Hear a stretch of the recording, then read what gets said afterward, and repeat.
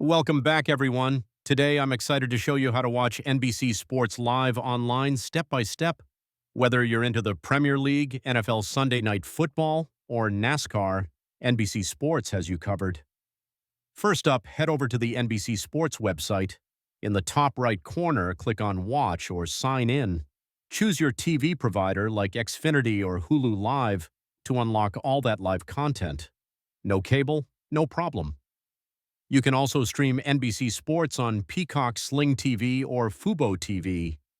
Next, let's get the NBC Sports app on your device. If you're on iOS, go to the App Store. For Android, hit up Google Play Store.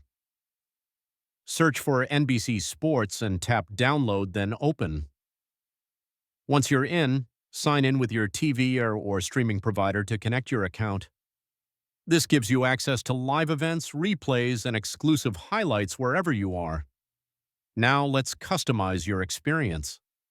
After logging in, follow your favorite teams and leagues. You can watch live streams, full replays, and get match stats and updates. On your desktop, visit nbcsports.com/live. On mobile, just use the NBC Sports app. Got a smart TV? Download the NBC Sports app from Roku, Fire TV, or Apple TV.